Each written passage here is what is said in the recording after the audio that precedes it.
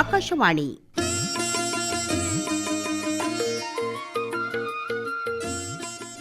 ಅಂತಾರಾಷ್ಟ್ರೀಯ ಜೀವ ವೈವಿಧ್ಯತೆ ದಿನದ ಸಂದರ್ಭದಲ್ಲಿ ಕೊಡಗು ಜಿಲ್ಲೆ ಪೊನ್ನಂಪೇಟೆಯ ಅರಣ್ಯ ಮಹಾವಿದ್ಯಾಲಯದ ನಿವೃತ್ತ ಡೀನ್ ಡಾ. ಸಿ.ಜಿ. ಕುಶಾಲಪ್ಪ ಅವರೊಂದಿಗೆ ಸಂದರ್ಶನ.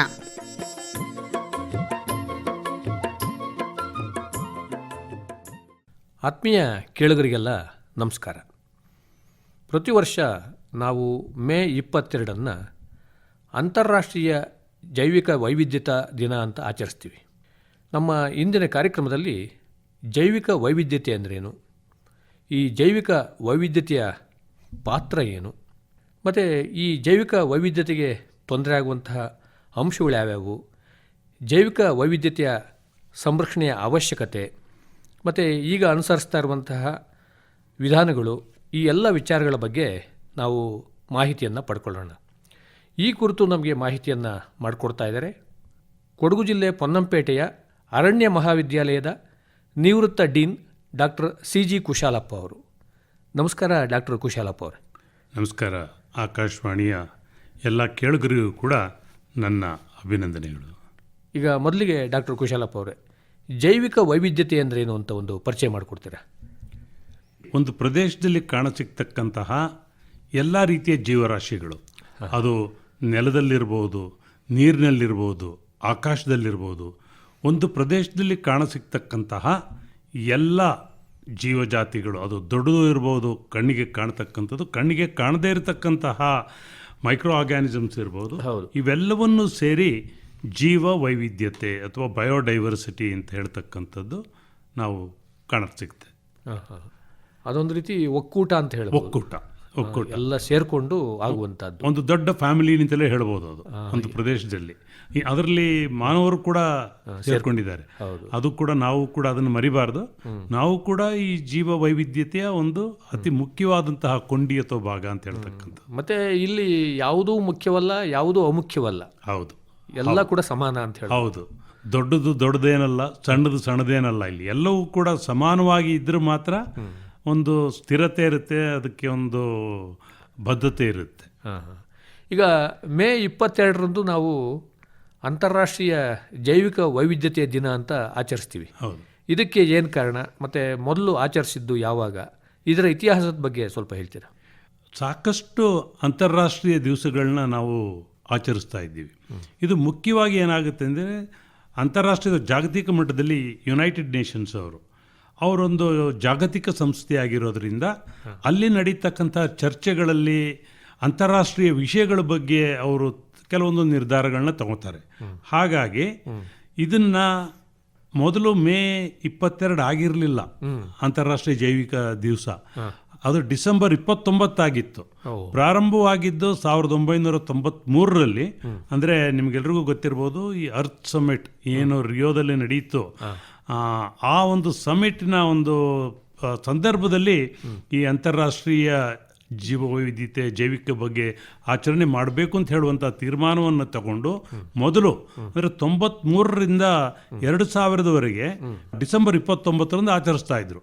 2000ದಲ್ಲಿ ಅದನ್ನು ಬದಲಾಯಿಸಿ ಮೇ 22 ಬಂದರು. ಯಾಕೆ ಅಂತ ಹೇಳಿದರೆ, ಏನು ರಿಯೋದಲ್ಲಿ ಜೂನ್ 5 ವಿಶ್ವ ಪರಿಸರ ದಿವಸಾಚರಣೆ, ಅದು 1992ರಲ್ಲಿ ನಡೆಯುತ್ತೆ. ಅದಕ್ಕೆ ಪೂರಕವಾಗಿ ಮೇ 22 ಈ ಡ್ರಾಫ್ಟ್ ಅನ್ನ ಮಾಡ್ತಾರೆ.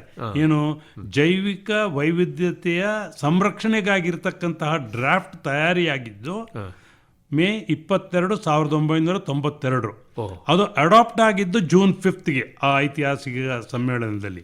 ಹಾಗಾಗಿ ಆ ಒಂದು ದಿನವನ್ನ ಯಾವ ರೀತಿ ಅಂತಾರಾಷ್ಟ್ರೀಯ ಎಲ್ಲ ವಿಜ್ಞಾನಿಗಳು ಕೂತ್ಕೊಂಡು ಒಂದು ಡ್ರಾಫ್ಟನ್ನು ತಯಾರಿ ಮಾಡ್ತಾರೆ, ಈ ಕನ್ವೆನ್ಷನ್ ಆನ್ ಬಯೋಡೈವರ್ಸಿಟಿ ಅಂದರೆ ಏನು ಅಂತಾರಾಷ್ಟ್ರೀಯ ಮಟ್ಟದಲ್ಲಿ ಒಂದು ಕನ್ವೆನ್ಷನ್ ಆನ್ ಬಯೋಡೈವರ್ಸಿಟಿ ಇದೆ, ಅದರ ರೂಪರೇಷೆಗಳನ್ನ ಮೇ 22 ರಿಯೋದಲ್ಲಿ ಮಾಡಿದ್ರಿಂದ ಆ ಒಂದು ದಿನವನ್ನು ಪ್ರತಿ ವರ್ಷ ನಾವು ಅಂತಾರಾಷ್ಟ್ರೀಯ ಜೀವವೈವಿಧ್ಯತಾ ದಿನ ಅಂತ ಆಚರಿಸ್ಕೊಂಡು ಬರ್ತಾ ಇದ್ದೇವೆ. ಇನ್ನು ಈ 2026 ಅಂದರೆ ಈ ವರ್ಷದ ಆಚರಣೆಯ ವಿಷಯ ಅಥವಾ ಘೋಷವಾಕ್ಯ ಏನು ಅಂತೀರಿ? ಮೊಟ್ಟ ಮೊದಲು ಇದು ನಡೆದಿದ್ದು ಬಹಾಮಾಸ್ನಲ್ಲಿ 94ರಲ್ಲಿ. 1994ರಲ್ಲಿ ಮೊಟ್ಟ ಮೊದಲು ಬಹಾಮಾಸ್ ಅಂತ ಹೇಳ್ತಕ್ಕಂಥ ದೇಶ, ಅದು ವೆಸ್ಟ್ ಇಂಡೀಸ್ ಹತ್ರ ಬರುತ್ತೆ. 2024 ಕೊಲಂಬಿಯಾದಲ್ಲಿ ನಡೀತು ಜೀವವೈವಿಧ್ಯತ ಒಂದು ದಿವಸವನ್ನು. ಈಗ 26 ನಡೀತಾ ಇದೆ. ಈಗ ಈ ವರ್ಷದ ಘೋಷವಾಕ್ಯ ಏನಿದೆ ಅಂತ ಹೇಳಿದ್ರೆ, acting locally for global impact, ಅಂದರೆ ಜಾಗತಿಕ ಪ್ರಭಾವಕ್ಕಾಗಿ ಸ್ಥಳೀಯ ಕಾರ್ಯಯೋಜನೆಗಳ ಬಗ್ಗೆ ಒಂದು ಘೋಷವಾಕ್ಯವನ್ನು ಇಟ್ಕೊಂಡು ಈ ವರ್ಷದ ಆಚರಣೆಯನ್ನು ಮಾಡಲಿಕ್ಕೆ ಮೇ 22ರಿಂದ ಪ್ರಾರಂಭ ಮಾಡುವಂಥ ಒಂದು ಉದ್ದೇಶವನ್ನು ಇಟ್ಕೊಂಡಿದೆ. ಇದು ಅಂತಾರಾಷ್ಟ್ರೀಯ ಮಟ್ಟದಲ್ಲಿ ನಡೀತಕ್ಕಂತಹ ಒಂದು ಆಚರಣೆ. ಪ್ರತಿಯೊಂದು ದೇಶ, ರಾಜ್ಯ ಅವರು ಕೂಡ ಅವರವರಿಗೆ ಈ ಘೋಷವಾಕ್ಯವನ್ನು ಇಟ್ಕೊಂಡು ಅವರವರ ಕಾರ್ಯಕ್ರಮಗಳನ್ನ ಮಾಡುವಂಥ ಒಂದು ವ್ಯವಸ್ಥೆಯನ್ನು ಮಾಡ್ಕೋಬೋದು. ಈಗಾಗಲೇ ತಾವು ತಿಳಿಸಿದ್ರಿ ಜೈವಿಕ ವೈವಿಧ್ಯತೆಯ ಬಗ್ಗೆ. ಇನ್ನು ಈ ಜೈವಿಕ ವೈವಿಧ್ಯತೆಯ ಪ್ರಾಮುಖ್ಯತೆ ಏನು ಅಂತೀರ? ಇವತ್ತು ಗಾಂಧೀಜಿಯವರು ಭಾಳ ಚೆನ್ನಾಗೇ ಹೇಳಿದ್ದಾರೆ. ಹೌದು, ಮಾನವನ ಎಲ್ಲ ಬೇಡಿಕೆಗಳನ್ನ, ಆಸೆಗಳನ್ನ ಪರಿಸರ ಮತ್ತು ಅರಣ್ಯ ನೀಡಬಲ್ಲದು, ಆದರೆ ಅವನ ದುರಾಸೆಗಳನ್ನಲ್ಲ ಅಂತ ಹೇಳುವಂಥದ್ದನ್ನ ನಮ್ಮ ಗಾಂಧೀಜಿಯವರು ಆ ಕಾಲದಲ್ಲಿ ಹೇಳಿದ್ದಾರೆ. ಹಾಗಾಗಿ ಪ್ರಾಮುಖ್ಯತೆ ಬಗ್ಗೆ ನಾವು ಮಾತಾಡೋದಿದ್ರೆ ಇವತ್ತು ಮುಖ್ಯವಾಗಿ ಹೆಲ್ತಿ ಎನ್ವೈರ್ಮೆಂಟ್, ಅಂದರೆ ಆರೋಗ್ಯಕರವಾದಂಥ ಪರಿಸರಕ್ಕಾಗಿ, ಹೆಲ್ತಿ ಹ್ಯೂಮನ್ಸ್, ಪರಿಸರ ಆರೋಗ್ಯಕರವಾಗಿದ್ದರೆ ಅಲ್ಲಿರ್ತಕ್ಕಂತಹ ಮನುಷ್ಯ ಅಥವಾ ಜೀವಜಾತಿಗಳೆಲ್ಲ ಆರೋಗ್ಯಕರವಾಗಿರುತ್ತೆ. ಹಾಗಾಗಿ ಆರೋಗ್ಯಕರ ಸಮುದಾಯ. ಕೊನೆಯದಾಗಿ ಹೆಲ್ತಿ ಎಕನಾಮಿಕ್ಸ್, ಅಂದರೆ ಎನ್ವೈರನ್ಮೆಂಟ್ ಹೆಲ್ತಿ ಆಗಿದ್ದರೆ ಅಲ್ಲಿರ್ತಕ್ಕಂತಹ ಜನಗಳು ಹೆಲ್ದಿ ಆಗಿರ್ತಾರೆ. ಇವರೆಲ್ಲ ಚೆನ್ನಾಗಿದ್ರೆ ಆ ಒಂದು ಎಕನಾಮಿಕ್ಸ್, ಅಂದರೆ ನಮ್ಮ ಒಂದು ಆರ್ಥಿಕತೆಗೆ ಕೂಡ. ಹಾಗಾಗಿ ಈ 3 ಲಿಂಕನ್ನು ಇಟ್ಟುಕೊಂಡು ಇವತ್ತು ಜೀವಜಾತಿಯ ಒಂದು ಪ್ರಾಮುಖ್ಯತೆ. ಯಾಕೆಂತ ಹೇಳಿದ್ರೆ ನೀವತ್ತು ನೋಡಿದ್ರೆ ಪ್ರಪಂಚದಲ್ಲಿ ಯಾವ ದೇಶದಲ್ಲಿ ಪರಿಸರ ಮತ್ತು ಅರಣ್ಯ ಉತ್ತಮವಾಗಿದೆ ಅಲ್ಲಿ ಎಲ್ಲಾ ರೀತಿಯ ಸಮೃದ್ಧಿಯನ್ನು ನೋಡ್ತೀವಿ. ಆಫ್ರಿಕಾದ ದೇಶಗಳಲ್ಲಿ ನಾವು ಇವತ್ತು ಕಾಣ್ತಾ ಇರತಕ್ಕಂಥ ತೊಂದರೆಗಳು, ಅದು ಅವರಲ್ಲಿ ಬಡತನ ಇರ್ಬೋದು ಅಥವಾ ಅಲ್ಲಿ ನಡೀತಾ ಇರತಕ್ಕಂಥ ಯುದ್ಧಗಳಿರ್ಬೋದು, ಇದಕ್ಕೆಲ್ಲ ಮುಖ್ಯವಾದಂಥ ಕಾರಣ ಏನಪ್ಪ ಅಂತ ಹೇಳಿದ್ರೆ ಅವರು ಪರಿಸರವನ್ನು, ಅವರ ಬಯೋಡೈವರ್ಸಿಟಿಯನ್ನು ಕಾಪಾಡ್ಕೊಳ್ಳಿಲ್ಲ. ನಮ್ಮಷ್ಟೇ ವೈವಿಧ್ಯಮಯವಾಗಿದ್ದಂತಹ ದೇಶಗಳವೆಲ್ಲವೂ ಕೂಡ. ಹಾಗಾಗಿ ಪ್ರಾಮುಖ್ಯತೆಗಳನ್ನ ನಾವು ಹೇಳೋದಿದ್ರೆ ಎಲ್ಲಿ ತೊಂದರೆ ಆಗಿದೆ ಅದನ್ನು ನಾವು ನೋಡಿ ಅರಿತುಕೊಂಡ್ರೆ ನಾವು ಅದರ ಬಗ್ಗೆ ನಾವು ಅದರಿಂದ ಪಾಠವನ್ನು ಕಲ್ತ್ಕೋಬೋದು ಅಂತ ಹೇಳ್ತಕ್ಕಂಥದ್ದು ಒಂದು ಇದು. ಹಾಗಾಗಿ ಬಯೋಡೈವರ್ಸಿಟಿ ಬಗ್ಗೆ ನಾವು ಸುಮ್ಮನೆ ಅದನ್ನು ರಕ್ಷಣೆ ಮಾಡಿ ಪೋಷಣೆ ಮಾಡಿ ಅಂತ ಹೇಳೋದಲ್ಲ, ಅದು ನಮ್ಮ ಉಳಿವಿಗಾಗಿ ಯಾತಕ್ಕಾಗಿ ಬೇಕು, ಮುಂದಿನ ಜನಾಂಗಗಳಿಗಾಗಿ ಯಾತಕ್ಕೆ ಬೇಕು ಅಂತ ಹೇಳುವಂಥದ್ದನ್ನು ನಾವು ಅರಿತುಕೋಬೋದು. ಇನ್ನು ಈ ಜೀವ ವೈವಿಧ್ಯತೆಯ ವಿಧಗಳು ಯಾವ್ಯಾವು ಅಂತೀರಿ? ಆಗಲೇ ನಾವು ಮಾತಾಡ್ತಾ ಹೇಳಿದ್ವಿ, ಸಣ್ಣ ಕಣ್ಣಿಗೆ ಕಾಣದಂತಹ ಕ್ರಿಮಿ, ಅಂದರೆ ಮೈಕ್ರೋಬ್ಸ್ ಇಂದ ಹಿಡಿದು ಸೂಕ್ಷ್ಮಾಣುವಿಂದ ಹಿಡಿದು ದೊಡ್ಡದಾಗಿ ಅಂತ. ಹಾಗಾಗಿ ಜೆನೆಟಿಕ್ ಡೈವರ್ಸಿಟಿ ಅಂದ್ರೆ ಅನುವಂಶನೀಯ ವೈವಿಧ್ಯತೆ. ಎರಡನೇದಾಗಿ ಸ್ಪೀಶೀಸ್ ಡೈವರ್ಸಿಟಿ ಅಂದ್ರೆ ಜೀವರಾಶಿಗಳ ವೈವಿಧ್ಯತೆ, ಪ್ರಭೇದಗಳ ವೈವಿಧ್ಯತೆ. ಮೂರನೆಯದಾಗಿ ಇಕೋಸಿಸ್ಟಮ್ ಅಂದ್ರೆ ಏನು ಪರಿಸರಗಳಿದೆ, ಜೀವ ಪರಿಸರ. ಇದು 3 ಮುಖ್ಯವಾದಂತಹ ವಿಧಾನ. ಅಂದ್ರೆ ಸಣ್ಣದಾಗಿ ಜೀನ್ಸ್ ಇಂದ ಹಿಡಿದು ಎಕೋಸಿಸ್ಟಮ್ಸ್ ವರೆಗೂ ಕೂಡ ಎಲ್ಲವೂ ಸೇರ್ಕೊಂಡು 3 ಮುಖ್ಯವಾದಂತಹ ವಿಧಾನಗಳು. ಹಾಗಾಗಿ ಒಂದು ಪ್ರದೇಶದಲ್ಲಿ ಜೀವವೈವಿಧ್ಯತೆ ಜಾಸ್ತಿ ಇದೆ ಅಂತ ಹೇಳಿದ್ರೆ ಅದರಲ್ಲಿ ಜೆನೆಟಿಕ್ ಡೈವರ್ಸಿಟಿನೂ ಜಾಸ್ತಿ ಇರುತ್ತೆ, ಸ್ಪೀಶೀಸ್ ಡೈವರ್ಸಿಟಿನೂ ಜಾಸ್ತಿ ಇರುತ್ತೆ, ಇಕೋಸಿಸ್ಟಮ್ ಡೈವರ್ಸಿಟಿ ಜಾಸ್ತಿ. ಒಂದು ಉದಾಹರಣೆಗೆ ಏನಿದ್ರೆ ಕೊಡಗಿನಲ್ಲಿ ನಾವು ವೈವಿಧ್ಯಮಯವಾದಂತಹ ಪರಿಸರವನ್ನು, ಕಾಡುಗಳನ್ನು, ಅದನ್ನು ಎಲ್ಲ ರೀತಿಯ ಕಾಡುಗಳನ್ನ ನೋಡ್ತೀವಿ. ಹಾಗೆ ಭತ್ತದ ಗದ್ದೆಗಳು, ನಮ್ಮ ಕಾಫಿ ತೋಟಗಳನ್ನ ನೋಡ್ತೀವಿ, ದೇವರ ಕಾಡುಗಳನ್ನ ನೋಡ್ತೀವಿ. ಈ ರೀತಿ ಬೇರೆ ಬೇರೆ ಪರಿಸರಗಳಿರೋದ್ರಿಂದ ಅಲ್ಲಿ ಈ ಜೀವಜಾತಿಗಳು, ಸ್ಪೀಶೀಸ್ ಡೈವರ್ಸಿಟಿ ಜಾಸ್ತಿ ಇರುತ್ತೆ. ಆ ಸ್ಪೀಶೀಸ್ಗಳಲ್ಲಿ ನೀವು ಜೆನೆಟಿಕ್ ತಗೊಂಡು ಹೋದ್ರು ಕೂಡ, ಈಗ ಭತ್ತವನ್ನು ತಗೊಂಡ್ರೆ ವಿವಿಧ ತಳಿಗಳಿದ್ದಂಗೆ. ಹಾಗಾಗಿ ಇದು 3 ಸೇರಿ ಒಂದು ಪ್ರದೇಶ ಜೈವಿಕವಾಗಿ ಅದು ಸಂಪದ್ಭರಿತವಾಗಿದೆ ಅಂತ ಹೇಳಿದ್ರೆ ಪರಿಸರ, ಜೀವರಾಶಿಗಳು ಮತ್ತು ಅನುವಂಶನಿ ಅಂದ್ರೆ ಜೆನೆಟಿಕ್, ಇವು 3 ಕೂಡ ಸೇರ್ಕೊಂಡಾಗ ಅದು ಒಂದು ಉತ್ತಮವಾದಂಥ ವ್ಯವಸ್ಥೆ ಆಗುತ್ತೆ. ಅಂದರೆ ಪರಸ್ಪರ ಇವು ಸಂಬಂಧವನ್ನು ಹೊಂದಿದೆ. ಇನ್ನು ಮುಖ್ಯವಾಗಿ ಈ ಜೀವ ವೈವಿಧ್ಯತೆ ಅಂತ ನಾವೇನು ಕರಿತೀವಲ್ಲ, ಇದೇನಾದರೂ ಕಡಿಮೆಯಾಗಿ ಇಳಿಮುಖ ಆಯಿತು ಅಂದರೆ ಏನು ತೊಂದರೆಗಳಾಗ್ಬೋದು ಅಂತೀರಿ? ಮುಖ್ಯವಾಗಿ ಆಫ್ರಿಕಾದ ಒಂದು ನಿದರ್ಶನ ಹೇಳಿದೆ ನಾನು. ಏನಾಗುತ್ತೆ ಅಂತ ಹೇಳಿದ್ರೆ ಆಹಾರದ ಬದ್ಧತೆಯನ್ನು ಮೊದಲು ಕಳ್ಕೊತೀವಿ. ಈಗ ಏನು ಜೀವ ವೈವಿಧ್ಯತೆ ಅಂದ್ರೆ ಬರೀ ಕಾಡಿನಲ್ಲಿರೋದು ಮಾತ್ರ ಅಲ್ಲ, ನಮ್ಮ ಆಹಾರದಲ್ಲಿ ಅಂದರೆ ನಮ್ಮ ಭತ್ತದಲ್ಲಿ. ಈಗ ಯೋಚನೆ ಮಾಡಿ, ಭಾರತದಲ್ಲಿ ಒಂದು ಸಮಯದಲ್ಲಿ ಸುಮಾರು 1 ಲಕ್ಷ ಭತ್ತದ ಪ್ರಭೇದಗಳಿದ್ದವು. ಇವತ್ತು ಅದ್ರಲ್ಲಿ ಎಲ್ಲಿಗೆ ಬಂದಿದೆ? 6,000ಕ್ಕೆ ಇಳಿದೋಗಿದೆ. ಅಂದ್ರೆ ಎಷ್ಟೊಂದನ್ನ ನಾವು ಕಳ್ಕೊಂಡಿದ್ದೀವಿ ಅಲ್ವಾ. ಮುಖ್ಯವಾಗಿ ಆಹಾರದ ಭದ್ರತೆಗೆ ದೊಡ್ಡ ತೊಂದರೆತೆ ಆಗುತ್ತೆ. ಎರಡನೇದು ನೀರಿನ ಭದ್ರತೆ. ಈಗ ನಾವು ನೋಡ್ತಾ ಇದ್ದೀವಿ ಎಲ್ಲ ಕಡೆ ನೀರಿಗಾಗಿ ಹಾಹಾಕಾರ ಅಲ್ವಾ. ಬೆಂಗಳೂರಿನಲ್ಲಿ ಇರ್ತಕ್ಕಂಥ ಕೆರೆಗಳನ್ನೆಲ್ಲ ಕಳ್ಕೊಂಡ ಮೇಲೆ ಇವತ್ತು ಬೆಂಗಳೂರಿನಲ್ಲಿ ಕುಡಿಲಿಕ್ಕೆ ನೀರಿಲ್ಲ. ಕಾವೇರಿಯಿಂದನೇ ನೀರು ಬೇಕು. 100 ಕಿಲೋಮೀಟರ್ ತಗೊಂಡೋಗ್ಬೇಕು. ಆ 100 ಕಿಲೋಮೀಟರ್ ಕೊಡಗಿನಲ್ಲೂ ಕೂಡ ನಾವು ಭತ್ತದ ಗದ್ದೆಗಳನ್ನ ಕಳ್ಕೊಂಡ್ರೆ ನೀರಿಗೆ ಹೊಡೆತ ಬಿದ್ದೇ ಬಿತ್ತು. ಹಾಗಾಗಿ ಆಹಾರದ ಭದ್ರತೆ ಇರಲಿ, ನೀರಿನ ಭದ್ರತೆ ಇರಲಿ, ಇವೆಲ್ಲವೂ ಕೂಡ ನಮ್ಮ ಜೀವ ವೈವಿಧ್ಯತೆಗೆ ಸಂಬಂಧ ಹೊಂದಿದೆ. ಇದಿಷ್ಟೇ ಅಲ್ಲ, ನಮ್ಮ ಜೀವಜಾತಿಗಳ ವಿನಾಶ. ಯಾವಾಗ ಬಯೋಡೈವರ್ಸಿಟಿಯನ್ನು ಕಳ್ಕೊತೀವಿ, ನಾವು ಅಲ್ಲಿರ್ತಕ್ಕಂತಹ ಜೀವರಾಶಿಗಳನ್ನ ಕೂಡ ಕಳ್ಕೊತೀವಲ್ಲ, ಇದು ಕೂಡ ಒಂದು ದೊಡ್ಡ ಪೆಟ್ಟು. ಹಾಗಾಗಿ ಏನಾಗಿದೆ, ಇವತ್ತು ಮಾನವ ಮತ್ತು ಪ್ರಾಣಿಗಳ ಸಂಘರ್ಷ ಅದು ಹೆಚ್ಚಾಗ್ತಾ ಇದೆ. ಯಾಕೆ ಹೆಚ್ಚಾಗ್ತಾ ಇದೆ? ನಾವು ಈ ಪರಿಸರವನ್ನ, ಅರಣ್ಯವನ್ನ, ನಮ್ಮ ಗದ್ದೆಗಳನ್ನ ಕಳ್ಕೊಂಡಿರೋದ್ರಿಂದ ಈ ರೀತಿಯ ಎಲ್ಲ ನಾವು ಇದು ನೋಡ್ತಾ ಇವೆ. ಇದೆಲ್ಲವೂ ಕೊನೆಗೆ ಎಲ್ಲಿ ಕಾಣುತ್ತೆ ಅಂದರೆ ಆರ್ಥಿಕ ಅಸಮತೋಲನ. ಅಂದರೆ ಈಗ ಏನು ಹೇಳ್ತಾ ಇದ್ದಾರೆ ಅಂದರೆ, ಭಾರತದ ಈ ರೀತಿಯ ಒಂದು ಏನು ಜೈವಿಕ ವೈವಿಧ್ಯತೆಯನ್ನು ಕಳ್ಕೊಂಡು ಹೋಗ್ತಾ ಇರ್ತದ್ದು ಹೋದರೆ ನಮ್ಮ ದೇಶದ GDP 5.7% ಕಡಿಮೆ ಆಗುತ್ತೆ ಅಂತ ಹೇಳುವಂಥದ್ದು ಪ್ರಿಡಿಕ್ಟ್ ಮಾಡಿದ್ದಾರೆ ಮುಂದಕ್ಕೆ. ಹಾಗಾಗಿ ಈ ಜೈವಿಕ ವೈವಿಧ್ಯತೆಯನ್ನು ಕಳೆದುಕೊಂಡ್ರೆ ನಮಗೆ ಆರ್ಥಿಕ ಅಸಮತೋಲನ ಕೂಡ ಕಾಣುತ್ತೆ ಅಂತ ಹೇಳುವಂಥದ್ದು. ಇದೆಲ್ಲ ಮೊದಲು ನಾವು ಬರೀ ಹೇಳ್ತಾ ಇದ್ವಿ, ಆದರೆ ಇವತ್ತು ನಾವು ಸ್ವತಃ ಇದನ್ನ ಅನುಭವಿಸ್ತಾ ಇದ್ವಿ, ಕಾಣ್ತಾ ಇದ್ದೀವಿ. ಎಲ್ಲವೂ ಕೂಡ ಇವತ್ತು ನಮಗೆ ಕಂಡು ಬರ್ತಾ ಇದೆ. ಮುಖ್ಯವಾಗಿ ಆಹಾರ ಮತ್ತು ನೀರಿನ ಕೊರತೆ ಬಹಳ ದೊಡ್ಡ ತೊಂದರೆ ಉಂಟು ಮಾಡುವಂತ ಆಫ್ರಿಕಾದಲ್ಲಿ ಆಗಿದ್ದೇ ಇದಲ್ವಾ. ಅದಕ್ಕಾಗಿ ಹೇಳ್ತಾ ಇರಲ್ಲ, ಮುಂದಿನ ವಿಶ್ವಯುದ್ಧಗಳು ಏನಕ್ಕಾಗಿ? ನೀರಿಗಾಗಿ. ಇವತ್ತು ಸಾಕಷ್ಟು ಕಡೆ ಯುದ್ಧಗಳನ್ನ ನಾವು ನೋಡ್ತಾ ಇದ್ರೆ ಅದು ಅಲ್ಲಿರ್ತಕ್ಕಂಥ ರಿಸೋರ್ಸಸ್, ಅದು ಮುಖ್ಯವಾಗಿ ನೀರಿಗಾಗಿಯೇ ನಡೀತಾ ಇರೋದು. ಹಾಗಾಗಿ ನಮ್ಮ ಜೀವ ವೈವಿಧ್ಯತೆ, ನಮ್ಮ ಪರಿಸರ ಉಳಿದ್ರೆ ನಮ್ಮ ಮಾನವನ ಎಲ್ಲ ಬೇಡಿಕೆಗಳಿಗೂ ಕೂಡ, ಅದು ಆಹಾರ ಇರ್ಬೋದು, ನೀರಿರ್ಬೋದು, ಔಷಧ ಇರ್ಬೋದು, ಎಲ್ಲವೂ ಕೂಡ ಸಿಗುತ್ತೆ ಅಂತ ಹೇಳುವಂಥದ್ದು ನಾವು ಇವತ್ತು ಅನುಭವಿಸ್ತಾ ಇರತಕ್ಕಂತಹ ಒಂದು ವಿಷಯ ಇದು. ಇನ್ನು ಮುಖ್ಯವಾಗಿ ಈ ಜೀವ ವೈವಿಧ್ಯತೆ ಕಡಿಮೆ ಆಗೋದಕ್ಕೆ ಏನು ಕಾರಣಗಳಿರ್ಬೋದು ಅಂತೀರಿ? ಪ್ರಪಂಚದಾದ್ಯಂತ ನಾವು ಕಾಣ್ತಾ ಇರತಕ್ಕಂಥ ವ್ಯವಸ್ಥೆ ಒಂದು ದೇಶದಲ್ಲಿ ಸೀಮಿತವಾಗಿಲ್ಲ. ಇಲ್ಲಿ ವಾಸಸ್ಥಾನಗಳ ನಷ್ಟ, ಅಂದ್ರೆ ಹ್ಯಾಬಿಟ್ಯಾಟ್ ಲಾಸ್ ಅಂತ ಹೇಳ್ತೀವಿ. ನಾನು ಆಗ್ಲೇ ಒಂದು ನಿದರ್ಶನವನ್ನು ಕೊಟ್ಟೆ. ಬೆಂಗಳೂರಿನ ಕೆರೆಗಳನ್ನ ಕಳ್ಕೊಂಡ್ವಿ, ವಾಸಸ್ಥಾನಗಳು ಅಲ್ವಾ. ಅದು ಬರೀ ನೀರು ಮಾತ್ರ ಹೋಗ್ಲಿಲ್ಲ, ಅದರೊಂದಿಗೆ ಜಲಚರಗಳು ಕೂಡ ಕಳ್ಕೊಂಡ್ವಿ, ಮತ್ತೆ ಈ ಸಸ್ಯಗಳು.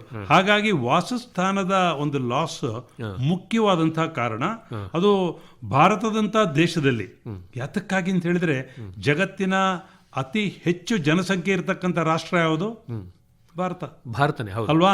ಅತಿ ಹೆಚ್ಚು ನಮ್ಮ ದನಗಳು ಮತ್ತೆ ಇವುಗಳ ಜಾಸ್ತಿ ಜನ ದನ ಎರಡರದು ಕೂಡ ಡಿಪೆಂಡೆನ್ಸಿ ಎನ್ವೈರನ್ಮೆಂಟ್ ಫಾರೆಸ್ಟ್ ಮೇಲಿದೆ. ಹಾಗಾಗಿ ನಮ್ಮ ಈ ವಾಸಸ್ಥಾನಗಳು ಅಥವಾ ಅರಣ್ಯಗಳನ್ನ ನಾವು ಕಳ್ಕೊಳ್ತಾ ಇರ್ತಕ್ಕಂಥದ್ದು ಅತಿ ಮುಖ್ಯವಾದಂತ ಕಾರಣ. ಎರಡನೇ, ಆನೆಗಳು ನಮ್ಮ ನಾಡಿಗೆ ಬರ್ತಾ ಇದಾವೆ ಅಂದ್ರೆ ಅದು ಕೂಡ ವಾಸಸ್ಥಾನದ ನಷ್ಟನೇ. ಹೌದು. ಹಾಗೆ ಮುಖ್ಯವಾದಂತಹ ಕಾರಣ ಈ ಅವುಗಳ ವಾಸಸ್ಥಾನ. ಅದು ದೊಡ್ಡ ಆನೆಯಿಂದ ಹಿಡಿದು ಸಣ್ಣ ಜಲಚರಗಳವರೆಗೂ ಕೂಡ ಅವುಗಳೊಂದು ವಾಸಸ್ಥಾನ ತಿರುತ್ತಲ್ಲ, ಅವುಗಳ ಮನೆಗಳನ್ನ ಕಳ್ಕೊಂಡ ಮೇಲೆ ಅವುಗಳು ಹೋದು ಬೇರೆ ಕಡೆ ಹೋಗ್ಬೇಕಾಗುತ್ತೆ. ಇದು ಮುಖ್ಯವಾದಂತ ಕಾರಣ. ಎರಡನೇದು ಅತಿ ಹೆಚ್ಚಿನ ಬಳಕೆ. ನಾವು ಈ ಸಂಪನ್ಮೂಲಗಳನ್ನ ಹೆಚ್ಚು ಬಳಸ್ಕೊಂಡು ಹೋದಾಗ ಇದ್ದಾಗೆ ಅದು ನಮಗೆ ನಿಸರ್ಗ ಕೊಟ್ಟಂತ ಕೊಡುಗೆ ಅಲ್ವಾ. ಅದನ್ನ ಯಾವಾಗ ಕಳ್ಕೋತೀವಿ ಆಗ ಈ ಬಳಕೆಯಿಂದಾಗಿ ಕೂಡ ಆಗುತ್ತೆ. ಇಲ್ಲಿ ಮತ್ತೆ ನಾವು ಗಾಂಧೀಜಿಯವರ ಒಂದು ವಾಕ್ಯವನ್ನ ಜ್ಞಾಪಿಸ್ಕೊಳ್ಳೇಬೇಕಲ್ವಾ. ಆಸೆಗಳನ್ನು ಪೂರೈಸಿದ ಹೊರತು ದುರಾಸೆಗಳನ್ನೆಲ್ಲ ಅಂತಲ್ಲ. ನಮ್ಮ ಭೂಮಿ ಮತ್ತೆ ಪರಿಸರ. ಹೌದಲ್ವಾ. ಅದು ಎರಡನೇದು. ಮೂರನೇದು ಈ ಹವಾಮಾನದ ಬದಲಾವಣೆ, ಅಂದ್ರೆ ಈ ಕ್ಲೈಮೇಟ್ ಚೇಂಜ್ ಅಂತ ಹೇಳ್ತಾ ಇದ್ವಿ. ಇದು ಈಗ ನಾವು ಅನುಭವಿಸ್ತಾ ಇದ್ದೀವಿ ಅಲ್ವಾ. ನಿಮ್ಮ ಏನು ಮಳೆಗಳಾಗ್ತಕ್ಕಂತಹ ವ್ಯತ್ಯಾಸ ಅಥವಾ ನಮ್ಮ ಈ ಟೆಂಪ್ರೇಚರ್ನಲ್ಲಿ ಕಾಡ್ತಕ್ಕಂಥ ವ್ಯತ್ಯಾಸಗಳು, ಇದನ್ನ ನಾವು ಮೊದಲು ಎಲ್ಲ ಏನೋ ಒಂದು ಪರ್ಸೀವ್ ಆಗ್ತಾ ಇತ್ತು, ಆದರೆ ಇವತ್ತು ನಾವು ಅದನ್ನ ಎಕ್ಸ್ಪೀರಿಯನ್ಸ್ ಮಾಡ್ತಾ ಇದ್ವಿ. ಕೊಡಗಿನಲ್ಲಿ ಕೂಡ 35 ಡಿಗ್ರಿ ಸೆಲ್ಸಿಯಸ್ ಬರ್ತಾ ಇದೆ ಅಲ್ವಾ. ಇಲ್ಲೂ ಕೂಡ ಏನು ಹಾಹಾಕಾರ, ಇದು ಏನು ನೀರಿಗಾಗಿ ಹಾಹಾಕಾರ ನಮ್ಮಲ್ಲಿ. ಇದಲ್ಲದೆ ವಾಯು ಮಾಲಿನ್ಯ, ಅದು ಎಲ್ಲಿ ಇಂಡಸ್ಟ್ರಿಯಲೈಸ್ಡ್ ನೇಷನ್ಸ್, ನೀವು ಇವತ್ತು ಪ್ರಾಬಬಲಿ ಡೆಲ್ಲಿ ನಮ್ಮ ರಾಜಧಾನಿಯಲ್ಲಿ ನೀವು ನೋಡ್ತಾ ಇದ್ದೀರಿ, ಉಸಿರಾಡಕ್ಕಾಗದೇನೆ ಶಾಲೆಗಳನ್ನ ಇಂಡಸ್ಟ್ರೀಸ್ ಅನ್ನ ಕ್ಲೋಸ್ ಮಾಡುವಂತಹ ಪರಿಸರಕ್ಕೆ ಬಂದಿದೆ. ವಾಯು ಮಾಲಿನ್ಯ ಆಗ್ಬೋದು, ಜಲ ಮಾಲಿನ್ಯ ಆಗ್ಬೋದು. ಹೌದು. ಸೊ ಮಾಲಿನ್ಯಗಳು ಕೂಡ ಅದೇ ರೀತಿಯಲ್ಲಿ. ಇನ್ನೊಂದು ಮುಖ್ಯವಾಗಿ ಏನು ಅಂತ ಹೇಳಿದ್ರೆ, ಈ ಹೊರದೇಶದಿಂದ ಬಂದಿರತಕ್ಕಂಥ ಸಸ್ಯಗಳು, ನಾವು ಏಲಿಯನ್ಸ್ ಅಥವಾ ಇನ್ವೇಸಿವ್ಸ್ ಅಂತ ಹೇಳ್ತೀವಿ. ನಮ್ಮ ಕಾಡಿನ ಕತೆ ಇವತ್ತು ನೀವು ನೋಡಿದ್ರೆ ನುಸುಳು ಪ್ರಭೇದಗಳು, ಹೌದು, ಲ್ಯಾಂಟನಾ ಇರ್ಬೋದು, ಯುಫಟೋರಿಯಂ ಇರ್ಬೋದು, ಮೈಕೀನಿಯಾ, ಇವೆಲ್ಲ ಬಂದು ನುಸುಳುಕೊಂಡು ಇವತ್ತು ಏನಾಗಿದೆ ಅಂತ ಹೇಳಿದ್ರೆ, ನಮ್ಮ ಸ್ಥಳೀಯ ಜೀವವೈವಿಧ್ಯತೆಯನ್ನು ಕಡಿಮೆ ಮಾಡಿ ನಮ್ಮ ಅರಣ್ಯದಲ್ಲಿ ಈ ಪ್ರಾಣಿಗಳಿಗೆ ಆಹಾರ ಇಲ್ಲದೆ ಆಗೋಗಿದೆ. ಲಾಂಟಾನ ಬಂದ್ಮೇಲಂತೂ ಕೆಳಗಡೆ ಏನು ಬರ್ತಾ ಇಲ್ಲ. ಅದೇ ರೀತಿ ಯುಫಟೋರಿಯಂ ಮತ್ತು ಕ್ರೋಮೋಲಿನ್ ಅದು ಅಷ್ಟೇ, ಪಾರ್ಥೀನಿಯಂ ನಗರ ಪ್ರದೇಶದಲ್ಲಿ ನೋಡ್ತಾ ಇದ್ದೀವಿ. ಹೌದು. ಇನ್ನೊಂದು ಮುಖ್ಯವಾಗಿ ಇವತ್ತು ಈ ಪಶ್ಚಿಮ ಘಟ್ಟದ ಕಾಡಿನಲ್ಲಿ ಕಾಣ್ತಾ ಇರೋದು ಮೈಕೀನಿಯಾ ಸ್ಕ್ಯಾಂಡನ್ಸ್ ಅಂತ ಹೇಳ್ತಕ್ಕಂಥ ಒಂದು ಬಳ್ಳಿ.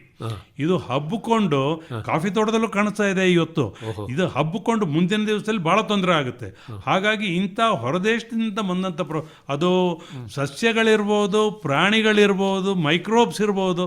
ಈಗ ಹೇಳ್ತಾರಲ್ವಾ, ಏನು ಈ ಹನಿ ಬೀಸಲ್ಲಿ ನಾವು ಏಪಿಸ್ ಸೆರಾನಾ ಇಂಡಿಕಾ ನಮ್ದು, ಆ ಮೆಲ್ಲಿಫೆರಾ ಅಂತ ಇನ್ನೆಲ್ಲಿದೋ ಒಂದು ಬಂತು, ಯುರೋಪಿಯನ್ ಬಿ ಬಂತು. ಬಂದಾಗ ಇದಕ್ಕೆ ತೊಂದರೆ ಆಯ್ತು ಅಂತ ಹೇಳುವಂಥದ್ದನ್ನು. ಸೊ ಹಾಗಾಗಿ ಹೊರಗಿನ ಪ್ರಭೇದಗಳು ಬಂದು ಇಲ್ಲಿಯ ಸ್ಥಳೀಯ ಜೀವವೈವಿಧ್ಯತೆಯನ್ನು ತೊಂದರೆ ಮಾಡ್ತಕ್ಕಂಥ ನಿದರ್ಶನಗಳು ಕೂಡ ನಾವು ಇವತ್ತು ಕಾಣ್ತಾ ಇದ್ದೀವಿ. ವಿಶೇಷವಾಗಿ ಕಾಡಿನಲ್ಲಿ ನುಸುಳಿರುವಂಥ ಸಸ್ಯಗಳಂತೂ ಬಹಳ ತೊಂದರೆ ಕೊಡ್ತಾ ಇದ್ದಾವೆ. ಹೌದು. ನಮ್ಮ ಸ್ಥಳೀಯ ಒಂದು ಪ್ರಭೇದಗಳಿಗೆ ಬೆಳೆಯೋದಕ್ಕೆ ಆಗ್ತಾ ಇಲ್ಲ. ಹೌದು. ಅಷ್ಟರ ಮಟ್ಟಿಗೆ, ಯಾಕೆಂದ್ರೆ ಅವು ಬಹಳ ಬಹಳ ಬೇಗ ಬೆಳೀತಕ್ಕಂಥ ಸಸ್ಯಗಳು. ಹಾಗಾಗಿ ಅವುಗಳನ್ನು ತಡ್ಕೊಳ್ಳೋದೇ ಕಷ್ಟ. ಇನ್ನು ಮುಖ್ಯವಾಗಿ ನಮ್ಮ ದೇಶದಲ್ಲಿ ಇರುವಂಥ ಜೀವ ವೈವಿಧ್ಯತೆಗೆ ಇರುವಂಥ ತೊಂದರೆಗಳೇನು ಅಂತೀರಿ ಮುಖ್ಯವಾಗಿ? ಈಗ ನಾನು ಆಗಲೇ ಹೇಳಿದೆ, ಭಾರತ ಇಂದು ಅತಿ ಹೆಚ್ಚು ಜನಸಂಖ್ಯೆ ಇರತಕ್ಕಂಥ ರಾಷ್ಟ್ರ. ಹೌದು, 140 ಕೋಟಿ ದಾಟಿಬಿಟ್ಟಿದೆ ಅಲ್ವಾ. ಹಾಗೆ ಈ ದನಗಳ ಸಂಖ್ಯೆಯಲ್ಲೂ ಕೂಡ ನಾವೇನು ಕಡಿಮೆ ಇಲ್ಲ ಅಲ್ವಾ. ಇವತ್ತು ಪ್ರಪಂಚದಲ್ಲಿ ಅತಿ ಹೆಚ್ಚು ಹಾಲು ಉತ್ಪಾದನೆ ಮಾಡ್ತಾ ಇರತಕ್ಕಂಥ ರಾಷ್ಟ್ರ ಭಾರತ. ಹಾಗಿದ್ದಾಗ ಜನ ದನ ಎರಡೂ ಇದ್ದಾಗ ಏನಾಗುತ್ತೆ, ಅವುಗಳು ಅವಲಂಬನೆ ಈ ಪರಿಸರದ ಮೇಲೆ ಇರುತ್ತೆ, ಆಹಾರ ಮತ್ತು ಮೇವಿಗಾಗಿ. ಅದ್ರ ಜೊತೆಗೆ ಇವತ್ತು ಭಾರತ ಪ್ರಪಂಚದಲ್ಲಿ it's the fastest growing developing nation ಅಲ್ವಾ. ಅತಿ ಹೆಚ್ಚು ವೇಗವಾಗಿ ಬೆಳೀತಾ ಇರುವಂಥ ಆರ್ಥಿಕತೆ. ಹಾಗಾಗಿ ಏನಾಗುತ್ತೆ, ಆರ್ಥಿಕ ಒಂದು ಬೆಳವಣಿಗೆ ಪರಿಸರದ ಮೇಲೆ ಪ್ರಭಾವ ಬೀಳಲೇಬೇಕಲ್ವಾ. ನಮ್ಮ ಕಾಡುಗಳನ್ನ ತೆಗೆದು ನಾವು ಅಲ್ಲೊಂದು ಇಂಡಸ್ಟ್ರಿ ಹಾಕೋದಿರಲಿ, ರೋಡ್ಸ್ ಹಾಕೋದಿರಲಿ. ಹಾಗಾಗಿ ಜನಸಂಖ್ಯೆಯೊಂದಿಗೆ ನಮ್ಮ ಆರ್ಥಿಕತೆ ಕೂಡ ಬೆಳೀತಾ ಇರೋದ್ರಿಂದ ಇವತ್ತು ಇದು ದೊಡ್ಡ ಚಾಲೆಂಜ್ ಆಗಿ ಭಾರತದ ಮಟ್ಟದಲ್ಲಿ ನಾವು ಕಾಣ್ತಾ ಇರತಕ್ಕಂಥ ಒಂದು ಮುಖ್ಯವಾದಂತಹ ಒಂದು ತೊಂದರೆ, ಜೀವ ವೈವಿಧ್ಯತೆಗೆ ತೊಂದರೆ ಕೊಡುವಂತ ಅಂಶ. ಹೌದು. ಆದ್ರೆ ನಾವು ಏನ್ ಮರ್ತು ಬಿಟ್ಟಿದ್ದೀವಿ ಅಂತ ಹೇಳಿದ್ರೆ, ಪರಿಸರ ಮತ್ತು ಅಭಿವೃದ್ಧಿ ಎರಡೂ ಕೂಡ ಒಂದೇ ನಾಣ್ಯದ ಎರಡು ಮುಖಗಳು. ಇದು ಭಾರತೀಯ ಸಂಸ್ಕೃತಿಯಲ್ಲಿ ಬಂದಿದ್ದಂಥ ಒಂದು ವಿಷಯ ಇದು. ಹೌದು. ಸೊ ಅದನ್ನ ಇವತ್ತು ನಾವೆಲ್ಲೋ ಒಂದು ಕಡೆ ಮರಿತಾ ಇದೀವಾ, ಬಟ್ ಈ ಚಿಂತನೆಗಳು ಕಡಿಮೆ ಆಗ್ತಾ ಇದೆಯಾ ಅನ್ನುವಂಥದ್ದು ಒಂದು ಹೆದರಿಕೆ. ಹಾಗಾಗಿ ಇದು ಇವತ್ತಿನ ದೊಡ್ಡ ಒಂದು ಭಾರತದ ಮಟ್ಟದಲ್ಲಿ ಇರತಕ್ಕಂತಹ ಒಂದು ಸಮಸ್ಯೆ ಅಂತಲೂ ಹೇಳೋದಕ್ಕಿಂತ ನಾವು ಚಿಂತನೆ ಮಾಡಬೇಕಾದಂತಹ ಒಂದು ವಿಷಯ. ಅದು ಈ ದಿವಸದೊಂದು ಅಂತಾರಾಷ್ಟ್ರೀಯ ಬಯೋಡೈವರ್ಸಿಟಿ ಡೇ ಅಂದ. ಹೌದು. ಮತ್ತೆ ನಮ್ಮಲ್ಲಿ ವ್ಯಾಪಕವಾದಂಥ ಒಂದು ಕೈಗಾರಿಕೀಕರಣನೂ ಆಗ್ತಾ ಹೌದು ಅಲ್ವಾ. ಹೌದು. ಅದು ಸ್ಪೆಷಲಿ ನೀವು ಈ ಹಾಟ್ಸ್ಪಾಟ್ಸ್ ಅಂತ ಇದೆ. ಹೌದು. ವೆಸ್ಟರ್ನ್ ಘಾಟ್ಸ್ ಇರ್ಬೋದು, ನಾರ್ತ್ ಈಸ್ಟ್ ಇರ್ಬೋದು.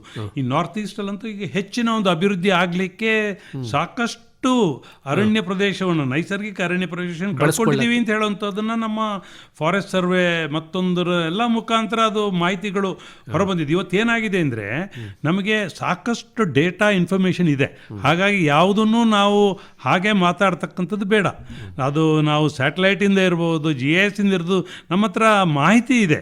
ಎಲ್ಲ ಕಡೆಗೂ ಮಾಹಿತಿ ಸೌಲಭ್ಯ ಇರೋದರಿಂದ ಎಷ್ಟು ಲಾಸ್ ಆಯಿತು, ಅದಕ್ಕೆಷ್ಟು ಕಾಂಪೆನ್ಸೇಟ್ ಮಾಡಿದ್ವಿ, ಯಾವ ರೀತಿ ಮಾಡಿದ್ವಿ, ಇವೆಲ್ಲವೂ ಮಾಹಿತಿ ಇದೆ.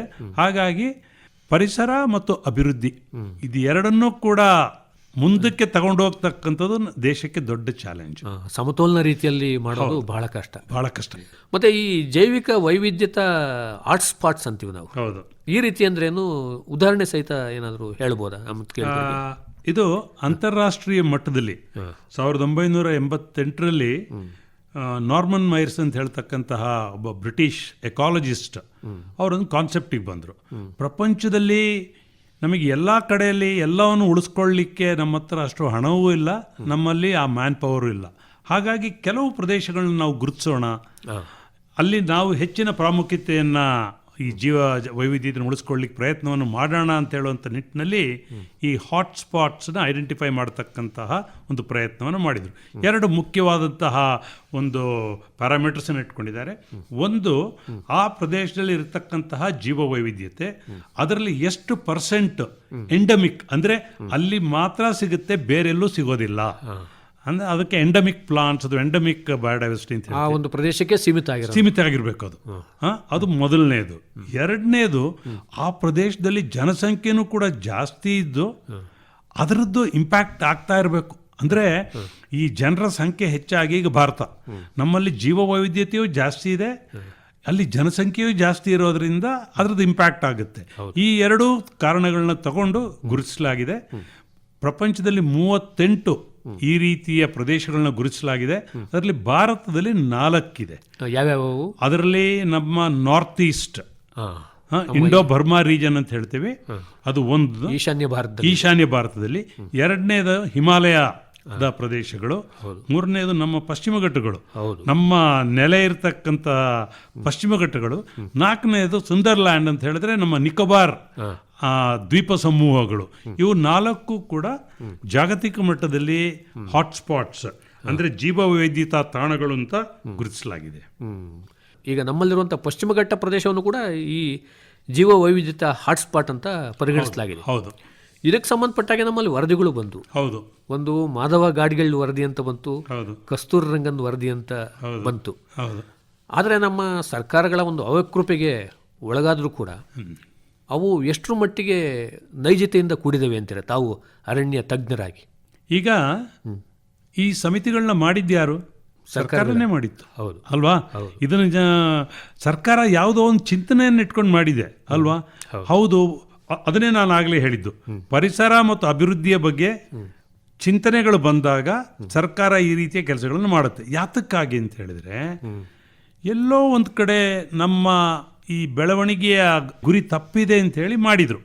ಹಾಗಾಗಿ ಸಾಕಷ್ಟು ಸಮಯ ವಿಜ್ಞಾನಿಗಳು ಹೋಗಿ ಮಾಹಿತಿ ಕಲೆ ಹಾಕಿದ್ರು, ಭಾಳ ಸುದೀರ್ಘವಾಗಿ ಕೂತ್ಕೊಂಡು ರಿಪೋರ್ಟ್ ಮಾಡಿದರು.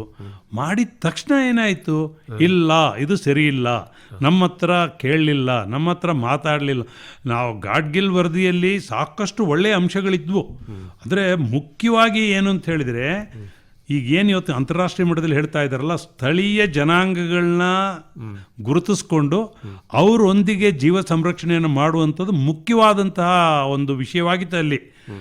ಅವರ ಒಂದು ನಿಟ್ಟಿನಲ್ಲಿ ಇವತ್ತು ಭಾರತ ಸರ್ಕಾರ ಅದನ್ನು ಅಕ್ಸೆಪ್ಟ್ ಮಾಡ್ಕೊಳ್ಳದೆ ಇದ್ರೂ ಕೂಡ ರಾಷ್ಟ್ರೀಯ ಮಟ್ಟದಲ್ಲಿ ಬಯೋಡೈವರ್ಸಿಟಿ ಆ್ಯಕ್ಟ್ 2002 ಮಾಡಿದೆ, ಜೀವ ವೈವಿಧ್ಯತಾ ಕಾಯ್ದೆ. ಅದ್ರ ಜೊತೆಗೆ ನ್ಯಾಷನಲ್ ಬಯೋಡೈವರ್ಸಿಟಿ ಅಥಾರಿಟಿ ಅಂತ ಮಾಡಿದೆ, ಪ್ರಾಧಿಕಾರ ಮಾಡಿದೆ. ರಾಜ್ಯಗಳಲ್ಲಿ ಕರ್ನಾಟಕ ಬಯೋಡೈವರ್ಸಿಟಿ ಬೋರ್ಡ್, ಮಂಡಳಿಗಳು ಮಾಡಿದೆ, ಜೀವ ವೈವಿಧ್ಯತಾ ಮಂಡಳಿ. ಗ್ರಾಮಗಳ ಮಟ್ಟದಲ್ಲಿ ಬಯೋಡೈವರ್ಸಿಟಿ ಮ್ಯಾನೇಜ್ಮೆಂಟ್ ಕಮಿಟಿ ಅಂತ ಮಾಡಿದೆ, ನಿರ್ವಹಣಾ ಸಮಿತಿಗಳು. ಹೌದು. ಹಾಗಾಗಿ ನಾನು ಏನು ಹೇಳ್ತಾ ಇದ್ದೀನಿ ಅಂತ ಹೇಳಿದ್ರೆ, ಈ ಸಮಿತಿಗಳ ವರದಿಗಳು ಸಂಪೂರ್ಣವಾಗಿ ಅನುಷ್ಠಾನಕ್ಕೆ ಬರದೇ ಇದ್ರೂ ಕೂಡ ಎಲ್ಲೋ ಕೆಲವು ಅಂಶಗಳನ್ನ ತಕೊಂಡು ಸರ್ಕಾರ ಒಂದಿಷ್ಟು ಕೆಲಸವನ್ನ ಮಾಡಿದೆ. ನಾನು ಬೇರೆ ದೇಶಗಳಿಗೆ ನೋಡಿಕೊಂಡಾಗ ಭಾರತೀಯ ಸಂಸ್ಕೃತಿಯಲ್ಲಿ ಅದು ನಮ್ಮ ಒಂದು ಬಿಲ್ಡ್ ಆಗಿಬಿಟ್ಟಿದೆ, ಬೆಳಿತವಾಗಿದೆ. ಯಾಕೆಂತ ಹೇಳಿದರೆ, ನಮ್ಮಲ್ಲಿ ನೀವು ನೋಡಿ, ನಾವು ದಶಾವತಾರಗಳನ್ನು ಹೇಳ್ತಕ್ಕಂಥದ್ದು ಹೌದು. ಡಾರ್ವಿನ್ ಹೇಳೋದಕ್ಕೆ ಮೊದಲೇ ಇವಲ್ಯೂಷನ್ಗೆ ತಂದ್ಬಿಟ್ಟಿದೀವಿ ನಾವು ಅಲ್ವಾ. ನಾವು ಯಾವ ರೀತಿ ಮತ್ಸ್ಯನಿಂದ ಹಿಡಿದು ಕೂರ್ಮ ವರಾಹ ಹೇಳ್ಕೊಂಡ್ ಬಂದಿದ್ದು ಏನದು, ಇಟ್ ಇಸ್ ಎಕಾಲಜಿ ಅಲ್ವಾ. ಹಾಗೆ ನೀವು ಶಿವನ ಒಂದು ಸಂಸಾರವನ್ನು ನೋಡಿದ್ರೆ ಅವನಿಗೆ ಕೊಟ್ಟಿರ್ತಕ್ಕಂತಹ ಪ್ರಾಣಿಗಳನ್ನ ನೋಡಿ. ಅವನಿಗಿರ್ತಕ್ಕಂಥದ್ದು ನಂದಿ, ಪಾರ್ವತಿಗಿರ್ತಕ್ಕಂಥದ್ದು ಸಿಂಹ, ಶಿವನ ಕೊತ್ತಲ್ಲಿ ಹಾವು, ಗಣಪತಿಗೆ ಇಲಿ, ಸುಬ್ರಹ್ಮಣ್ಯನಿಗೆ ನವಿಲು. ಯಾರು ಕೊಟ್ಟರು ಈ ಪಕ್ಷಿಗಳನ್ನ ಪ್ರಾಣಿಗಳನ್ನ ದೇವರಿಗೆ? ಹಾಗಾಗಿ ಭಾರತೀಯ ಚಿಂತನೆಯಲ್ಲಿ ಪರಿಸರ ಮತ್ತು ದೇವರನ್ನ ನಾವು ಒಟ್ಟಾಗೆ ತಗೊಂಡು ಕೊಡೋದಂತ ವ್ಯವಸ್ಥೆ. ಹಾಗಾಗಿ ಸರ್ಕಾರಗಳು ಇದನ್ನೆಲ್ಲ ಪರಿಗಣನೆ ಮಾಡಿಕೊಂಡು ಗಾಡ್ಗಿಲ್ ಸಮಿತಿ ಇರಲಿ ಅಥವಾ ಇದನ್ನೆಲ್ಲ ಮಾಡಿದ್ವು. ಆದರೆ ಸಂಪೂರ್ಣವಾಗಿ ಅನುಷ್ಠಾನ ಬರದೇ ಇದ್ರೂ ಕೂಡ ಕೆಲವು ಕಾರ್ಯಯೋಜನೆಗಳು ಬಂದಿದೆ. ಇವತ್ತು ರಾಷ್ಟ್ರೀಯ ಮಟ್ಟದಲ್ಲಿ ಬಯೋಡೈವರ್ಸಿಟಿ ಆಕ್ಟ್ ಇರೋದ್ರಿಂದ ಇದಕ್ಕೆ ಜೀವ ವೈವಿಧ್ಯತೆಯನ್ನು ಪ್ರಿಸರ್ವೇಷನ್ ಮಾಡಲಿಕ್ಕೆ ಒಂದು ರೋಡ್ ಮ್ಯಾಪ್ ಅದು. ಹೌದು, ಅದಕ್ಕೊಂದು ಗುರಿ ನಿರ್ದೇಶನ ಇದ್ದಂಗೆ. ಹೌದು, ರಾಜ್ಯ ಸರ್ಕಾರಗಳು ಎಲ್ಲಾ ಕೆಲಸವನ್ನು ಅವ್ರು ಮಾಡ್ಲಿಕ್ಕೆ ಆಗೋದಿಲ್ಲ. ಒಂದು ರೀತಿ ಮಾರ್ಗಸೂಚಿಗಳು, ಅವರು ಮಾರ್ಗಸೂಚಿಗಳು ಭಾರತ ಸರ್ಕಾರಕ್ಕೇನೆ ಹೋಗ್ಬೇಕು. ಅರಣ್ಯ ಇರಲಿ, ಬಯೋಡೈವರ್ಸಿಟಿ ಇರಲಿ, ಇದು ಸೆಂಟ್ರಲ್ ಸಬ್ಜೆಕ್ಟ್ ಆಗಿರೋದ್ರಿಂದ ಎಲ್ಲವನ್ನೂ ರಾಜ್ಯ ಸರ್ಕಾರಗಳು ಮಾಡೋಕ್ಕಾಗೋದಿಲ್ಲ. ಅವರು ಭಾರತ ಸರ್ಕಾರಕ್ಕೂ ಕೂಡ ಹೋಗಬೇಕು. ನ್ಯಾಷನಲ್ ಬಯೋಡೈವರ್ಸಿಟಿ ಅಥಾರಿಟಿ ಇವೆಲ್ಲವೂ ಕೂಡ ಮಾಡಿರ್ತಕ್ಕಂಥ ವ್ಯವಸ್ಥೆ. ಹಾಗಾಗಿ ನಾವು ಏನು ನೋಡ್ತಾ ಇದ್ದೀವಿ ಭಾರತೀಯ ಸಂಸ್ಕೃತಿಯಲ್ಲಿ, ನಮ್ಮ ಪರಿಸರದ ಪ್ರಜ್ಞೆ ಇದೆ, ಅದಕ್ಕೆ ಸೂಕ್ತವಾದಂತಹ ರೂಪುರೇಷೆಗಳನ್ನು ಲಾಸ್ ಮುಖಾಂತರ ನಾವು ತಗೊಂಬಂದು ಒಂದು ವ್ಯವಸ್ಥೆಯನ್ನು ಮಾಡಿದ್ವಿ. ಇಡೀ ಪ್ರಪಂಚದಲ್ಲಿ ಮೊಟ್ಟ ಮೊದಲನೆಯ ಎಗ್ರೋ ಫಾರೆಸ್ಟ್ರಿ ಪಾಲಿಸಿ, ಕೃಷಿ ಅರಣ್ಯ ಪಾಲಿಸಿಯನ್ನು ತಂದಿರತಕ್ಕಂಥದ್ದು ಭಾರತ ದೇಶ. ಕೃಷಿ ಅರಣ್ಯ ನೀತಿಯನ್ನು ತಂದಿದ್ದು ಕೂಡ ಭಾರತ ದೇಶ. ಹಾಗಾಗಿ ಇಷ್ಟೊಂದು ದೊಡ್ಡ ದೇಶದಲ್ಲಿ ಇಷ್ಟೊಂದು ದೊಡ್ಡ ಸಮುದಾಯಕ್ಕೆ ಅದರ ಬೇಡಿಕೆಗಳನ್ನ ಕೊಟ್ಟು ಪರಿಸರವನ್ನು ಉಳಿಸ್ತಕ್ಕಂಥ ವ್ಯವಸ್ಥೆಯನ್ನು ಸರ್ಕಾರ ಅದರ ಪ್ರಯತ್ನವನ್ನು ಮಾಡ್ತಾ ಇದೆ. ಆದರೆ ಇವತ್ತು ಹೆಚ್ಚಾಗಿ ನಾವು ಸ್ಥಳೀಯ ಜನರು ಕೂಡ ನಮ್ಮ ಪ್ರಯತ್ನಗಳನ್ನ ಮಾಡಬೇಕಾಗುತ್ತೆ. ಇನ್ನು ಈ ಜೀವ ವೈವಿಧ್ಯತೆಯ ಸಂರಕ್ಷಣೆ ಹೇಗೆ ಅಂತೀರಿ? ಈ ಸಂರಕ್ಷಣಾ ವಿಧಾನದಲ್ಲಿ ಇವತ್ತು 3 ಮುಖ್ಯವಾದಂಥ ಅಂಶಗಳು ಬರುತ್ತೆ. ಯಾವ್ಯಾವು ಅಂತೀರಾ? ಒಂದು ಸಂರಕ್ಷಣೆ, ಇನ್ನೊಂದು ಸುಸ್ಥಿರ ಬಳಕೆ. ಹೌದು, ಬರೀ ಸಂರಕ್ಷಣೆಯಿಂದ ಆಗೋದಿಲ್ಲ, ವಿವೇಚನಾತ್ಮಕವಾಗಿ ಬಳಕೆ ಮಾಡೋದು, ಸಸ್ಟೈನಬಲ್ ಯೂಸ್ ಅಂತ ಹೇಳ್ತೀವಿ ನಾವು. ಸುಸ್ಥಿರವಾದಂತಹ ಬಳಕೆ ನಮ್ಮಲ್ಲಿ ಇರತಕ್ಕಂತಹ ರಿಸೋರ್ಸಸ್. ಮೂರನೇದು ಜೈವಿಕ ವೈವಿಧ್ಯತೆಯ ಸಮಾನ ಹಂಚಿಕೆ. ಇದು 3 ಕೂಡ ಕನ್ಸರ್ವೇಷನ್ ಲಾರ್ಜರ್. ಮೊದಲು ಏನಾಗಿತ್ತು, ಪ್ರೊಟೆಕ್ಷನ್ ಅಂತ ಹೇಳ್ತಕ್ಕಂಥದ್ದು ಒಂದು ಕಾಂಪೋನೆಂಟ್ ಅಷ್ಟೇ ಕನ್ಸರ್ವೇಷನ್ ಅಂತ ಹೇಳ್ತಕ್ಕಂಥದ್ದು ಲಾರ್ಜರ್ ಟರ್ಮ್. ಅದರಲ್ಲಿ ಪ್ರೊಟೆಕ್ಷನ್ ಒಂದು ಭಾಗ, ಅದರೊಂದಿಗೆ ಸುಸ್ಥಿರ ಬಳಕೆ ಮತ್ತು ಯಾರು ಸುಸ್ಥಿರವಾಗಿ ಬಳಕೆ ಮಾಡ್ಕೊಂಡಿದ್ದಾರೆ ಅವರಿಗೆ ಅದರಿಂದ ಒಂದು ಪ್ರಯೋಜನ ಕೂಡ ಆಗ್ತಕ್ಕಂತಹ ವ್ಯವಸ್ಥೆಯನ್ನ ನಾವು ಇವತ್ತಿನ ಕನ್ಸರ್ವೇಷನ್ ಅಲ್ಲಿ ನಾವು ಇದನ್ನ ನೋಡ್ತಾ ಇದ್ದೀವಿ. ಹಾಗಾಗಿ ಸಂರಕ್ಷಣೆಯಲ್ಲೇ ಇನ್ಸಿಟು ಎಕ್ಸಿಟು ಅಂತೇಳಿ 2 ಮೆಥಡ್ಸ್ ಮುಖ್ಯವಾಗಿ ಮಾಡ್ತೀವಿ. ಸ್ಥಳದಲ್ಲೇ ಸಂರಕ್ಷಣೆ ಮಾಡೋದು. ಅದು ನಮ್ಮ ನೈಸರ್ಗಿಕವಾದಂತಹ ಕಾಡುಗಳು, ಅದ್ರ ಜೊತೆಗೆ ನಮ್ಮ wild life sanctuaries, tiger reserves, ಇವೆಲ್ಲ ಸ್ಥಳದಲ್ಲೇ ಸಂರಕ್ಷಣೆ ಮಾಡ್ತಕ್ಕಂತಹ ವಿಧಾನಗಳು. ಯಾವಾಗ ಒಂದು ಪ್ರಾಣಿ ಅಥವಾ ಒಂದು ಸಸ್ಯಕ್ಕೆ ಆ ಒಂದು ಸ್ಥಳದಲ್ಲಿ ತೊಂದರೆ ಆಯಿತು, ಆಗ ಅದನ್ನು ಹೊರತಂದು ಒಂದು ಬೊಟಾನಿಕಲ್ ಗಾರ್ಡನ್ ಇರ್ಬೋದು, ಅಥವಾ ನಿಮ್ಮ ಜೀನ್ ಪಾರ್ಕ್ ಇರ್ಬೋದು, ಅಥವಾ ಸೀಡ್ ಸ್ಟೋರಿಂಗ್ ಫೆಸಿಲಿಟಿ ಇರ್ಬೋದು, ಜೂಲಾಜಿಕಲ್ ಪಾರ್ಕ್, ಅಲ್ಲಿ ಸಂರಕ್ಷಣೆ ಮಾಡ್ತಕ್ಕಂಥದ್ದು ಎಕ್ಸಿಟು. ಇದೆರಡು ಮುಖ್ಯವಾದಂತಹ ವಿಧಾನಗಳು. ಇದು ಇನ್ಸಿಟು ಮತ್ತು ಎಕ್ಸಿಟು ಅಂದರೆ ನಾವು ಇದು ಸರ್ಕಾರದಿಂದ ಮಾಡ್ತಕ್ಕಂಥ ಒಂದು ಮುಖ್ಯವಾದ. ಇದು ಅಲ್ಲದೆ ಸಮುದಾಯಗಳು ಏನು ದೇವರ ಕಾಡುಗಳು ಅಲ್ವಾ, ಇದು ಇನ್ಫಾರ್ಮಲ್ ಅಂತ ಹೇಳ್ತೀವಿ. ಫಾರ್ಮಲ್ ಮತ್ತೆ ಇನ್ಫಾರ್ಮಲ್ ಅಂದ್ರೆ ಇದು ಸಂಸ್ಥೆಗಳು ಸೇರ್ಕೊಂಡು ಹಳೆಯ ಕಾಲದಿಂದನೂ ಪಾರಂಪರಿಕ ಕೊಡಗಿನಲ್ಲೇ 1214 ದೇವರ ಕಾಡುಗಳು, ಪ್ರತಿಯೊಂದು ಹಳ್ಳಿಯಲ್ಲೂ ಒಂದು ದೇವರು ಅಲ್ವಾ. ಹಾಗಾಗಿ ಸಂರಕ್ಷಣೆಯಲ್ಲಿ ನಮಗೆ ಫಾರ್ಮಲ್ ಮತ್ತು ಇನ್ಫಾರ್ಮಲ್ 2 ವಿಧಾನಗಳಿದೆ. ಹಾಗಾಗಿ ಈ ಸಂರಕ್ಷಣೆಗಳನ್ನ ಮಾಡ್ತಕ್ಕಂಥದ್ದು ಇಂದು ನಮ್ಮ ಜಗತ್ತಿನಾದ್ಯಂತ ಈ ವ್ಯವಸ್ಥೆಗಳನ್ನ ನಾವು ನೋಡ್ತಾ ಇದ್ದೀವಿ. ಮತ್ತು ಸಂರಕ್ಷಣೆ ಮಾಡ್ಕೊಂಡ್ಮೇಲೆ ಅದನ್ನ ವಿವೇಚನಾತ್ಮಕವಾಗಿ ನಾವು ಬಳಸ್ಕೊಳ್ಳೋದು ಬಹಳ ಮುಖ್ಯ. ಮತ್ತು ಎಲ್ರಿಗೂ ಅದು ಸಿಗಬೇಕು. ಹೌದು, ಸರ್ವರಿಗೂ ಸಮಪಾಲು, ಸರ್ವರಿಗೂ ಸಮಬಾಳು ಅಂತೀವಿ. ಹೌದು, ಕೆಲವರೇ ಬಲಶಾಲಿಗಳು ಬಳಸ್ಕೊಳ್ಳೋದಲ್ಲ, ಎಲ್ಲರಿಗೂ ಅದು ಸಿಗಬೇಕು. ಹೌದು, ಆ ನಿಟ್ಟಿನಲ್ಲಿ ಇವತ್ತು ನಾನು ಆಗಲೇ ಹೇಳಿದೆ, ರಾಷ್ಟ್ರೀಯ ಮಟ್ಟದಲ್ಲಿ ನ್ಯಾಷನಲ್ ಬಯೋಡೈವರ್ಸಿಟಿ ಅಥಾರಿಟಿ, ರಾಜ್ಯ ಮಟ್ಟಕ್ಕೆ ಬಂದರೆ ಕರ್ನಾಟಕ ಬಯೋಡೈವರ್ಸಿಟಿ ಬೋರ್ಡ್, ಗ್ರಾಮ ಮಟ್ಟಕ್ಕೆ ಬಂದಾಗ ಪ್ರತಿ ಗ್ರಾಮದಲ್ಲಿ ನಿರ್ವಹಣಾ ಸಮಿತಿ. ಕರ್ನಾಟಕ ರಾಜ್ಯದಲ್ಲಿ ಈಗಾಗಲೇ ಕರ್ನಾಟಕ ಬಯೋಡೈವರ್ಸಿಟಿ ಬೋರ್ಡ್ ಮುಖಾಂತರ 6554 ಈ ಬಯೋಡೈವರ್ಸಿಟಿ ಮ್ಯಾನೇಜ್ಮೆಂಟ್ ಕಮಿಟಿಗಳನ್ನ ಗ್ರಾಮ ಮಟ್ಟದಲ್ಲಿ ಮಾಡಿದ್ದಾರೆ. ಗ್ರಾಮ ಮಟ್ಟ ಮಾತ್ರ ಅಲ್ಲ, ಗ್ರಾಮ ಬರುತ್ತೆ ಮೊದಲು, ಅದಾದ್ಮೇಲೆ ತಾಲೂಕು ಆದ್ಮೇಲೆ ಜಿಲ್ಲೆ, ಅದು ಒಂದು ಜಿಲ್ಲೆಯ ಒಳಗಡೆ. ಅದೇ ರೀತಿಯಲ್ಲಿ ಸಿಟೀಸ್, ಕಾರ್ಪೊರೇಷನ್ ಎಲ್ಲ ಕಡೆಗೂ ಸೇರಿಕೊಂಡು ಪ್ರತಿಯೊಂದು ಹಳ್ಳಿ ಇರ್ಬೋದು ಅಥವಾ ಬೆಂಗಳೂರಿನಂತ ನಮ್ಮ ದೊಡ್ಡ ನಮ್ಮ ರಾಜಧಾನಿ ಇರ್ಬೋದು, ಎಲ್ಲ ಕಡೆಗೂ ಈ ಬಯೋಡೈವರ್ಸಿಟಿ ಮ್ಯಾನೇಜ್ಮೆಂಟ್ ಕಮಿಟಿ ಅಂತ ಹೇಳುವಂಥ ಒಂದು ಮಾಡಿ, ಮುಖ್ಯವಾಗಿ ಅವ್ರು ಏನು ಮಾಡಬೇಕು ಅಂತ ಹೇಳಿದ್ರೆ ಈ ಸಮಿತಿಗಳು ಅವರ ಪ್ರದೇಶದಲ್ಲಿರ್ತಕ್ಕಂತಹ ಜೀವ ವೈವಿಧ್ಯತೆಯ ಮೊದಲನೇ ಸ್ಟಡಿ ಮಾಡಿ ಒಂದು ಡಾಕ್ಯುಮೆಂಟೇಶನ್ ಮಾಡಬೇಕು, ದಾಖಲೀಕರಣ ಮಾಡಬೇಕು. ಈ ದಾಖಲೀಕರಣ ಮಾಡಿದ ಮೇಲೆ it is called people's biodiversity registry, PBR ಅಂತಾರೆ. ಇದಕ್ಕೆ ಒಂದು ಅಧಿಕಾರ, ಈ PBR ಡಾಕ್ಯುಮೆಂಟ್ ಒಂದ್ಸಲಿ ಮಾಡಿಬಿಟ್ರೆ ಒಂದು ಗ್ರಾಮದವರು ಅಲ್ಲಿ ಇರ್ತಕ್ಕಂಥ ಯಾವುದೇ ಜೀವ ವೈವಿಧ್ಯತೆಯನ್ನ ಯಾರಾದ್ರೂ ಉಪಯೋಗಿಸ್ಕೋಬೇಕು ಅಂತಿದ್ರೆ ಇಲ್ಲಿ ಬಂದು ಪರ್ಮಿಷನ್ ತಗೋಬೇಕು. ಇವತ್ತು ಈ ಸಮಿತಿಯ ಒಂದು ಪರ್ಮಿಷನ್ ಇಲ್ದೇನೆ ಅವರು ಯೂಸ್ ಮಾಡ್ಕೊಳ್ಳುವಂತ ಪ್ರಾವಿಷನ್ ಇಲ್ಲ. ಯೂಸ್ ಮಾಡ್ತಕ್ಕಂಥ ಸಂದರ್ಭದಲ್ಲಿ ಅವರು ಅದಕ್ಕೆ ಒಂದು MOU ತರ ಮಾಡಿಕೊಂಡು ಇಷ್ಟು ಅನುದಾನ ಅಥವಾ ನಿಮಗೊಂದು ಹಣ ಕೊಡ್ತಾರೆ, ಆ ಹಣವನ್ನ ಗ್ರಾಮದಲ್ಲಿ ನಾವು ಉಪಯೋಗಿಸ್ತಕ್ಕಂಥ ವ್ಯವಸ್ಥೆಯನ್ನ ಮಾಡಿಕೊಟ್ಟಿದ್ದಾರೆ ಇವತ್ತು. ಹಾಗಾಗಿ ರಾಜ್ಯ ಸರ್ಕಾರ ಬಯೋಡೈವರ್ಸಿಟಿ ಬೋರ್ಡಿನ ಮುಖಾಂತರ ಮಾಡಿರ್ತಕ್ಕಂಥ ಬಯೋಡೈವರ್ಸಿಟಿ ಮ್ಯಾನೇಜ್ಮೆಂಟ್ ಕಮಿಟೀಸ್ ಇವತ್ತು ಚಾಲನೆಯಲ್ಲಿದೆ. ಆದರೆ ಕಾರ್ಯ ಹೆಚ್ಚು ನಡೆದಿಲ್ಲ ಅಂತ ಹೇಳುವಂಥ ಒಂದು ವಿಷಯ. ಯಾಕೆಂತ ಹೇಳಿದ್ರೆ ಈಗ ತಾನೇ ಆಗಿರೋದ್ರಿಂದ ಮುಂದಿನ ದಿವಸಗಳಲ್ಲಿ ಗ್ರಾಮಸ್ಥರು, ನೀವು ಈಗ ಅದನ್ನು ಹೇಳಿದ್ನಲ್ಲ, ಅಂತಾರಾಷ್ಟ್ರೀಯ ಮಟ್ಟದಲ್ಲಿ ಈ ವರ್ಷದ ಧ್ಯೇಯ ವಾಕ್ಯನೇ ಅದು, ಸ್ಥಳೀಯ ಮಟ್ಟದಲ್ಲಿ ಕೆಲಸ ಆಗಬೇಕು, ಅದರ ಪರಿಣಾಮ ಜಾಗತಿಕ ಮಟ್ಟದಲ್ಲಿ ಕಂಡು ಬರಬೇಕು. ಅದು ಹೇಗೆ ಸಾಧ್ಯ ಇದೆ? ನಮ್ಮ BMCಗಳು ಇವತ್ತು ಆಕ್ಟಿವ್ ಆದರೆ ಗ್ರಾಮದಲ್ಲಿ ಒಂದು ಪರಿಸರದ ರಕ್ಷಣೆಯಾಗಿ ಅದರ ಸುಸ್ಥಿರ ಬಳಕೆಯಾಗಿ ಅದರ ಬೆನಿಫಿಟ್ಸ್ ಸಮುದಾಯಕ್ಕೆ ಬಂದರೆ ಕನ್ಸರ್ವೇಷನ್ ಆಗುತ್ತೆ ಅಂತ ಹೇಳುವಂಥದ್ದು ಇಂದಿನ ಚಿಂತನೆ.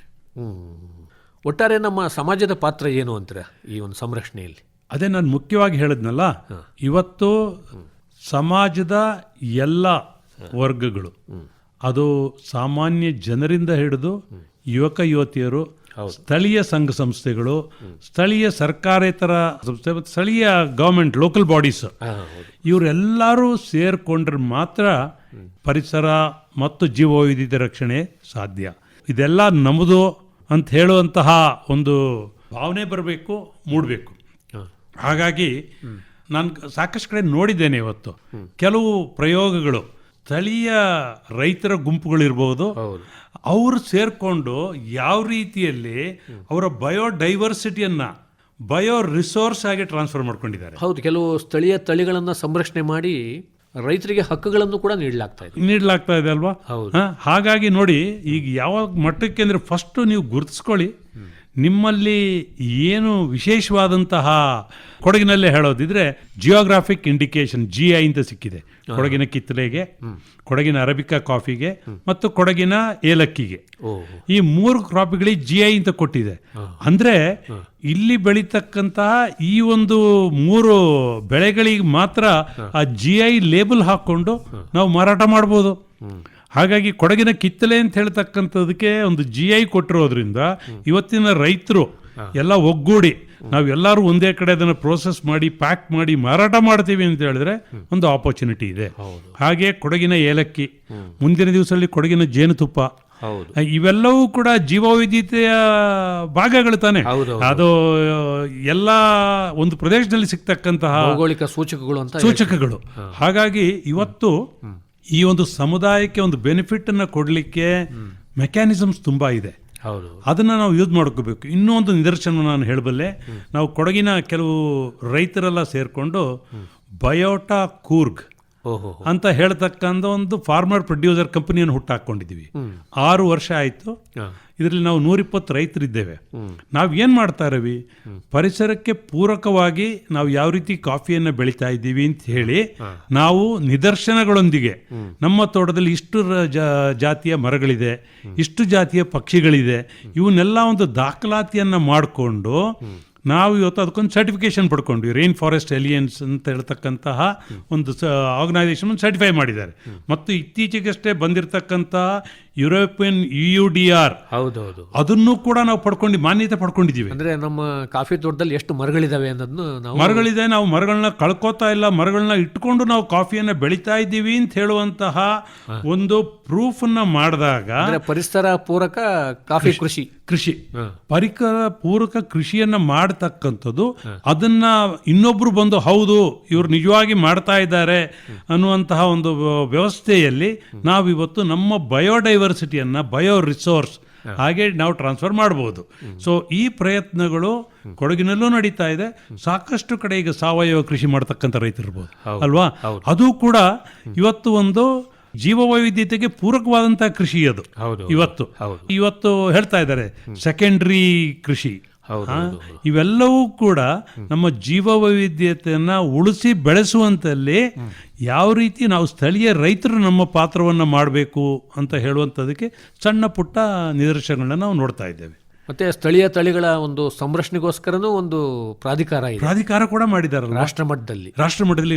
ಕೊಡಗಿನಲ್ಲೇ ನೀವು ನೋಡಿದಿರಿ, 2-3 ರೈತರು ಅವರು ಉಳಿಸ್ಕೊಂಡಿರ್ತಕ್ಕಂತಹ ಏನು ಕರಿಮೆಣಸು ತಳಿಗಳನ್ನ ಅವರು ಆ ಮಟ್ಟಕ್ಕೆ ತಗೊಂಡೋಗಿ ಇವತ್ತು ಅದಕ್ಕೆ ಒಂದು ಮಾನ್ಯತೆಯನ್ನು ಪಡ್ಕೊಂಡು ಬಂದಿದ್ದಾರೆ ಅಲ್ವಾ. ಇವೆಲ್ಲ ಒಂದು ರೀತಿ ನಮ್ಮ ಜೀವ ವೈವಿಧ್ಯತೆಯನ್ನ ಸಂರಕ್ಷಿಸುವಂತ ಪ್ರಯತ್ನಗಳು. ಇನ್ನೊಂದು ಮುಖ್ಯವಾದಂತಹ ಪ್ರಯತ್ನ ಪಶ್ಚಿಮ ಘಟ್ಟದ ಮಟ್ಟದಿಂದ ನಾನೇನು ಹೇಳೋದು ಅಂತಂದ್ರೆ, ನಮ್ಮಲ್ಲಿ ಇಷ್ಟೊಂದು ಜೀವ ವೈವಿಧ್ಯತೆ ನಾವು ಉಳಿಸ್ಕೊಂಡು ಬಂದಿದ್ದೀವಿ. ನಾವು ಅದಕ್ಕಾಗಿ ಏನು ಹೇಳ್ತೀವಿ, ನಮ್ಮಲ್ಲಿ ಕಾಡು ಹೆಚ್ಚಿರೋದ್ರಿಂದ ನೀವು ನಮಗೆ ಅಭಿವೃದ್ಧಿ ಮಾಡಕ್ಕೆ ಬಿಡ್ತಾ ಇಲ್ಲ ಅಂತ ಹೇಳಿ ಜನರ ಕೂಗನ್ನ ನಾವು ಕೇಳ್ತಾ ಇದ್ದೀವಿ ಅಲ್ವಾ. ಅದಕ್ಕಾಗಿ ಯಾವ ರೀತಿಯಲ್ಲಿ ಈ ಒಂದು ಪರಿಸರದಿಂದ ಬರ್ತಕ್ಕಂತಹ ಮೌಲ್ಯಗಳು, ಅದನ್ನ ಪಾರಿಸಾರಿಕ ಮೌಲ್ಯಗಳು ಅಂತ ಹೇಳ್ತೀವಿ ನಾವು, ಇಕೋಸಿಸ್ಟಮ್ ಸರ್ವಿಸಸ್. ಅಂದ್ರೆ ಅದು ನೀರಿರ್ಬೋದು, ಅದು ಜೀವವೈವಿಧ್ಯತೆ ಇರ್ಬೋದು, ಅದು ಕಾರ್ಬನ್ ಇರ್ಬೋದು, ಇವುಗಳನ್ನೆಲ್ಲ ಒಗ್ಗೂಡಿಸಿ ಅವುಗಳೊಂದು ವ್ಯಾಲ್ಯೂಯೇಷನ್ ಮಾಡಿ ಅದನ್ನ ನಾವು ಒಂದು ಮಾರಾಟ ಮಾಡತಕ್ಕಂಥ ವ್ಯವಸ್ಥೆ. ಸಣ್ಣದಾಗಿ ಹೇಳೋದಿದ್ರೆ, ಬೆಂಗಳೂರಿನಲ್ಲಿ ಕಾವೇರಿ ನದಿ ನೀರಿನಿಂದನೇ ಜನ ನೀರು ಕುಡಿತಾ ಇದ್ದಾರೆ. ತುಂಬಾ ಜನ ಇಂಡಸ್ಟ್ರೀಸ್ IT BT ಎಲ್ಲ ಯೂಸ್ ಮಾಡ್ತಾ ಇದಾರಲ್ವಾ. ಈ ನೀರೆಲ್ಲಿಂದ ಬರುತ್ತೆ? ನಮ್ಮ ಕೊಡಗಿನಿಂದ ಬರುತ್ತೆ, ಮಳೆಯಿಂದನೇ. ಕೊಡಗಿನಲ್ಲಿ ಪರಿಸರ ಭತ್ತದ ಗದ್ದೆ ಉಳಿದ್ರೆ ತಾನೇ ನೀರು ಸಿಗೋದು. ಹಾಗಾಗಿ ಇಲ್ಲಿಯ ಜನ ಭತ್ತವನ್ನ ಉಳಿಸ್ಕೋಬೇಕು, ಕಾಫಿ ತೋಟಗಳಲ್ಲಿ ಸ್ಥಳೀಯ ಮರಗಳನ್ನ ಉಳಿಸ್ಕೋಬೇಕು ಅಂತಿದ್ರೆ ಇದಕ್ಕೊಂದು ಪೂರಕವಾಗಿ ಇದನ್ನ ಯೂಸ್ ಮಾಡತಕ್ಕಂತಹ ಬೆಂಗಳೂರಿನ IT BT ಇಂಡಸ್ಟ್ರಿಯವರು ಅವರ CSR ಇರ್ಬೋದು ಅಥವಾ ಇನ್ನೊಂದು ಮೆಕ್ಯಾನಿಸಮ್ ಅಲ್ಲಿ ಇದಕ್ಕೊಂದು ಸಣ್ಣ ಅನುದಾನವನ್ನು ಪ್ರೋತ್ಸಾಹವನ್ನು ಕೊಡಬಹುದು. ಸೊ ಈ ರೀತಿಯಲ್ಲಿ ಇವತ್ತು ಪ್ರಯತ್ನಗಳು ಸಾಕಷ್ಟು ರಾಜ್ಯ ಮಟ್ಟದಲ್ಲಿ ರಾಷ್ಟ್ರ ಮಟ್ಟದಲ್ಲಿ ನಡೀತಾ ಇದೆ. ಇವೆಲ್ಲ ನಾನು ಆಗಲೇ ಹೇಳಿದಾಗೆ ಪರಿಸರ ಮತ್ತು ಅಭಿವೃದ್ಧಿ ಎರಡನ್ನೂ ಕೂಡ ಜೊತೆಗೂಡಿಸಿ ತಗೊಂಡು ಹೋಗುವಂತಲ್ಲಿ ಕೆಲವು ಸಣ್ಣ ಪುಟ್ಟ ನಿದರ್ಶನಗಳು ಪ್ರಯತ್ನಗಳು ಕೂಡ ನಡೀತಾ ಇದೆ. ಇದು ಇನ್ನು ಹೆಚ್ಚಾಗಬೇಕು, ಇದು ಜನರಿಗೆ ಅರಿವಾಗಬೇಕು, ಇದರ ಪ್ರಯೋಜನವನ್ನು ಜನ ಪಡ್ಕೋಬೇಕು ಅಂತ ಹೇಳುವಂಥದ್ದು ನಮ್ಮ ಮುಖ್ಯವಾದಂಥ ಆಸೆ. ಆತ್ಮೀಯ ಕೇಳಿದರೆ, ತಮಗೆ ಈ ಜೈವಿಕ ವೈವಿಧ್ಯತೆ ಬಗ್ಗೆ ಇನ್ನೂ ಹೆಚ್ಚಿನ ಮಾಹಿತಿ ಬೇಕಾಯಿತು ಅಂದರೆ ಡಾಕ್ಟರ್ CG ಕುಶಾಲಪ್ಪ ಅವರನ್ನು ಅವರ ಮೊಬೈಲ್ ದೂರವಾಣಿ ಸಂಖ್ಯೆಯಲ್ಲೂ ಕೂಡ ಸಂಪರ್ಸ್ಬೋದು.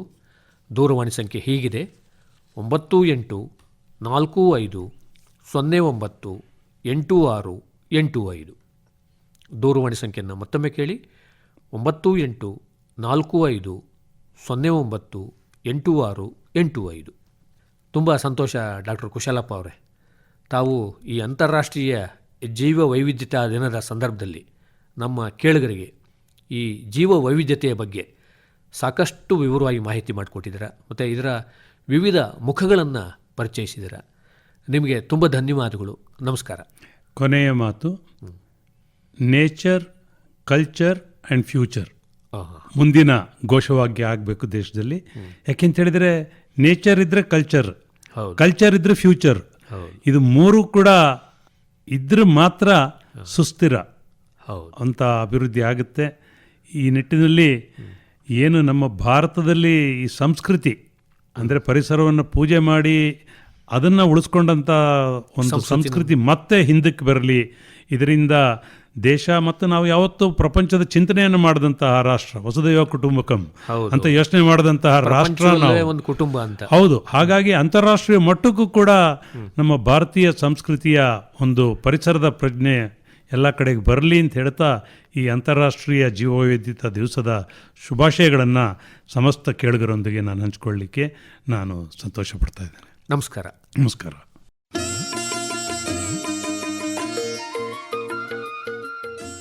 ಇದುವರೆಗೆ ಅಂತಾರಾಷ್ಟ್ರೀಯ ಜೀವ ವೈವಿಧ್ಯತೆ ದಿನದ ಸಂದರ್ಭದಲ್ಲಿ ಕೊಡಗು ಜಿಲ್ಲೆ ಪೊನ್ನಂಪೇಟೆಯ ಅರಣ್ಯ ಮಹಾವಿದ್ಯಾಲಯದ ನಿವೃತ್ತ ಡೀನ್ ಡಾಕ್ಟರ್ ಸಿ.ಜಿ. ಕುಶಾಲಪ್ಪ ಅವರೊಂದಿಗಿನ ಸಂದರ್ಶನವನ್ನು ಕೇಳಿದಿರಿ.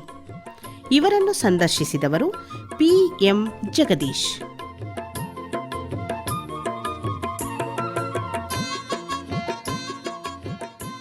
ಈ ಕಾರ್ಯಕ್ರಮ ಆಕಾಶವಾಣಿ ಮಡಿಕೇರಿ ಕೇಂದ್ರದ ಕೊಡುಗೆ.